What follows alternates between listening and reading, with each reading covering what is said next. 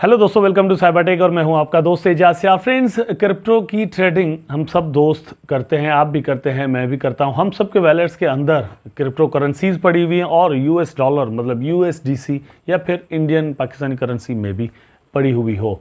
यहाँ पर रेगुलेशंस जो है वो एक बहुत बड़ा रोल प्ले करने वाली हैं कि हमारे वॉलेट्स के अंदर जो टोकन, जो कॉइन्स पड़े हुए हैं, जो प्रॉफिट एंड लॉसेस पड़े हुए हैं, उनके साथ आगे आने वाले दिनों में क्या हो सकता है, या अभी भी इवन जो टैक्सेस इन्होंने लगाए हुए हैं उनको लेकर क्या हो सकता है। लेकिन द प्रॉब्लम इज कि फ्यूचर में क्या होने वाला है। इस वक्त हम जो कुछ यहाँ पर करते हैं वो अल्टीमेटली दोस्तों एक बहुत ही बड़े रिस्क पर सारा कुछ कर रहे होते हैं। एक बहुत बड़ी इंडस्ट्री जिसको हम क्रिप्टो इंडस्ट्री कहते हैं, उसको हम अपने ओन रिस्क पर यहाँ पर चला रहे हैं। Not only you and me, लेकिन पूरी दुनिया के बहुत बड़े ट्रेडर्स, इन्वेस्टर्स जो है वो यहाँ पर इसी तौर पर चला रहे हैं।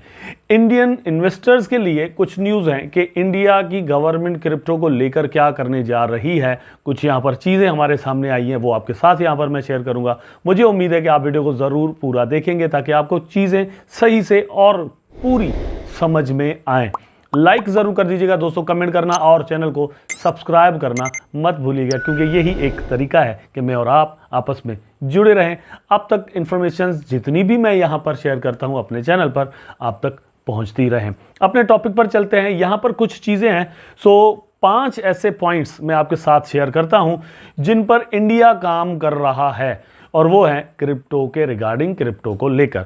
उनके अंदर कौन सी 5 चीज़ें आ जाती हैं, सबसे पहले उनके की नोट्स, की पॉइंट्स आपके साथ शेयर करता हूं, फिर उन पर हम एक्सप्लेन्ड तरीके से यहां पर बात करेंगे। तो नंबर 1 पर है setting up advanced know your customer KYC for crypto companies which covers the foreign account tax compliance act and existing anti money laundering standards.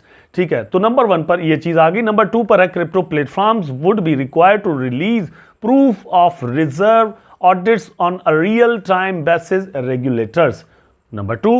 Number 3 पर है uniform taxation policy across the nations. Number 3। Number 4 पर है crypto exchanges could gain the same status as authorised dealers similar to banks under the guidelines of the Reserve Bank of India RBI bracket number 4. Number 5 पर है crypto positions may be mandatory such as money laundering reporting officer for crypto platforms। तो ये 5 की points हैं। अब इनको मैं यहाँ पर आपके सामने एक्सप्लेन करूंगा, लेकिन कुछ इसकी हिस्ट्री थोड़ा यहाँ पर जानने समझने की कोशिश करते हैं। 2022 से ही हम देख रहे हैं कि इंडिया ने यहाँ पर रेगुलेशंस जो है वो शुरू कर दी, बल्कि G20 का जो समिट यहाँ पर हुआ है अभी, इसी ऑर्गेनाइजेशन को लेकर डिफरेंट जितने भी समिट दुनिया के अंदर हुए हैं, तो वहाँ पर इंडिया ने इस मसले को अच्छे तरीके से बहुत ही स्ट्रांगली एड्रेस करने की कोशिश की है और कहा है कि यूनिफॉर्म तरीके से हमें इसको जो है वो एड्रेस करना होगा, नज़रअंदाज करना इसको अच्छा नहीं होगा। तो उसी पर इंडिया काम भी कर रहा है। रिसेंटली मैंने यहाँ पर एक वीडियो आपके सामने दोस्तों रिलीज किया था, आपको कहा था कि IMF ने एक पेपर रिलीज किया है जिसमें उन्होंने बताया है कि क्रिप्टो को लेकर क्या कुछ किया जाना चाहिए या क्या किया जा सकता है। उसी के साए के अंदर, उसी की परछाई के अंदर इंडिया ने रहकर अपना काम यहां पर वंस अगेन शुरू कर दिया है। इससे पहले एक चीज और भी बता दूं, उस पेपर के अंदर जो मेन चीज थी जिसको मैंने बड़ा हाईलाइट किया था अपनी प्रीवियस वीडियो के अंदर, वो ये था regulations are inevitable, this ecosystem has grown substantially strong without regulations. तो ये जो क्रिप्टो करेंसीज का इकोसिस्टम है वो स्ट्रांगली ग्रो हो चुका है पूरी दुनिया के अंदर। तो उन्होंने कहा था कि रेगुलेशंस जो है वो हर सूरत में करनी चाहिए। ठीक है, just imagine how well would it grown with proper regulations in place. Also regulated markets reduce the risk of scams and illicit activities। तो ये जितना मार्केट बगैर किसी रेगुलेशन के, बगैर किसी कानून के, बगैर किसी लॉ के, बगैर किसी उसूल के जिस तरह से ग्रो हुई हैं, अगर ये सारा कुछ इनको प्रोवाइड कर दिया जाता पूरी दुनिया के अंदर, तो कितना ज़्यादा ये जो है वो यहाँ पर बढ़ सकती थी। और सेम टाइम पर यहाँ पर रिस्क ऑफ जो स्केम्स हैं या इलेक्सिक एक्टिविटीज़ हैं वो भी कम होती, तो अल्टीमेटली मार्केट अच्छे से ग्रो कर सकता था। सो ये सारी चीज़ें यहाँ पर हो रही हैं। अब इसमें जो 5 चीज़ें हैं ये मैं आपको थोड़ा एक्सप्लेन करके बताऊंगा, उस पर मैं आपको बताऊंगा कि हम यहाँ पर क्या कर सकते हैं, हमें क्या करना चाहिए। Setting up advanced know your customer, मतलब इससे तो हमें कोई प्रॉब्लम ही नहीं है। ठीक है, बहुत सारी एक्सचेंजेस जो सेंट्रलाइज्ड एक्सचेंजेस है, लाइक बाइनेंस, वजीरेक्स हो गया, कॉइनबेस हो गया, और मतलब बिटगेट और जितनी भी एक्सचेंजेस हैं नीचे डिस्क्रिप्शन में कुछ लिंक्स मौजूद हैं, वहाँ पर अगर आप अकाउंट बनाना चाहें तो आपको मिल जाएंगे, बना भी सकते हैं, ठीक है। तो ये सारी केवाईसी जो है वो बेसिक केवाईसी भी होती है, एडवांस केवाईसी भी होती है। ये कह रहे हैं कि एडवांस केवाईसी यहाँ पर होनी चाहिए और मेरा ख्याल है कि इस पर ऑलरेडी काम चल रहा है, तो ये तो कोई बहुत बड़ा इशू है नहीं।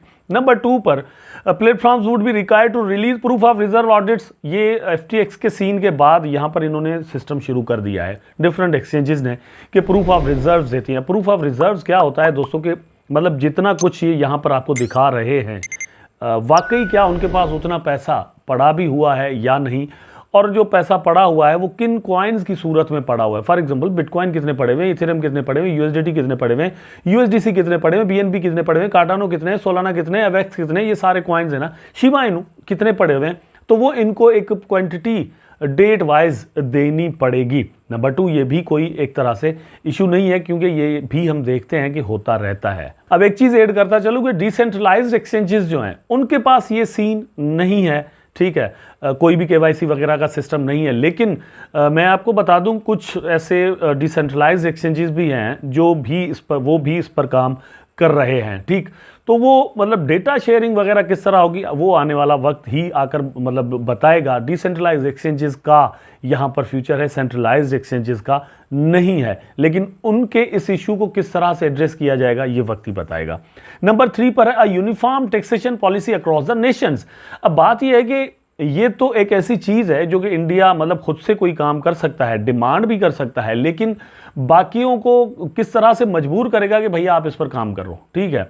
अल्टीमेटली एक चीज है कि बाकी दुनिया भी इस चीज को लेकर जरूर सोच रही है, परेशान हो रही है कि यहां से अगर $1 करोड़ भी और $1 लाख भी इवन ईयरली अगर मिल सकता है टैक्स, तो कोई गवर्नमेंट क्यों चाहेगी कि ये हमें नहीं चाहिए। तो उसके लिए उन्होंने तो जस्ट कानून ही बनाने और वो कानून बना भी देंगे। उसके बाद है crypto exchanges could gain the same status as authorised dealer similar to banks. ये भी कोई बहुत बड़ा मसला नहीं है, मतलब बैंक्स की तरह उनको ट्रीट किया जाएगा, सेम रेगुलेशंस उन पर होंगी, उसी तरह से टैक्स जैसे बैंक्स टैक्स देते हैं उसी तरह से अपने प्रॉफिट पर या जो भी सिस्टम होगा उस पर टैक्स जो है वो दिया करेंगी, और गाइडलाइंस जो RBI देता है उस पर काम करेंगी इंडिया के अंदर, ठीक है। बाकी कंट्रीज भी आगे चलकर इन्हीं चीज़ों को फॉलो करेंगे, तो मेरी नज़र में ये सारी चीज़ें कोई बहुत बड़ा मसला नहीं है। उसके बाद है की पोजिशंस में भी mandatory such as money laundering reporting officer for the crypto platforms, ठीक है।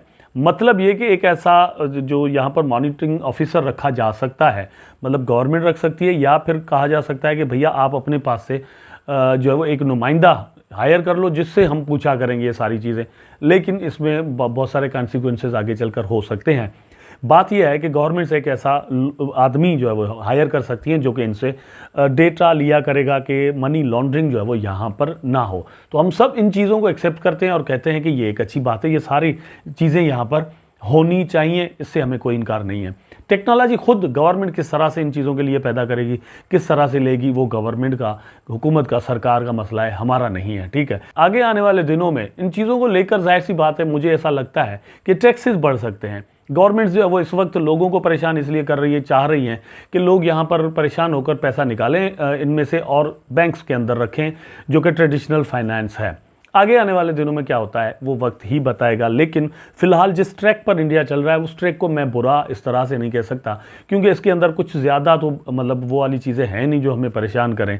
हाँ, ये है कि ये एक बेस पॉइंट्स इन्होंने 5 की पॉइंट्स दिए हैं, आगे जाकर इन चीज़ों को बेस बनाकर बहुत सारी और चीज़ें हो सकती हैं जो कि हमें परेशान कर सकती हैं। तो यही इन्फॉर्मेशन थी दोस्तों जो कि आपके साथ शेयर करनी थी, क्योंकि हम ट्रेडिंग करते हैं क्रिप्टो के अंदर, हमारे वॉलेट्स के अंदर बहुत सारी इन्वेस्टमेंट्स हमारी पड़ी हुई हैं, तो क्रिप्टो के रिगार्डिंग जो भी मूवमेंट पूरी दुनिया के अंदर हो रही होती है हमें उसका पता होना बहुत ज़रूरी है, इसलिए मैंने वीडियो बनाकर आपको इन्फॉर्म कर दिया। आई होप वीडियो आपको ज़रूर अच्छा लगा होगा। अगर अच्छा लगा है तो लाइक करें, कमेंट करें, शेयर करें, चैनल को सब्सक्राइब करके बेल आइकन ज़रूर दबा दें ताकि मैं और आप आपस में जुड़े रहें। टेक केयर, अल्लाह हाफिज़।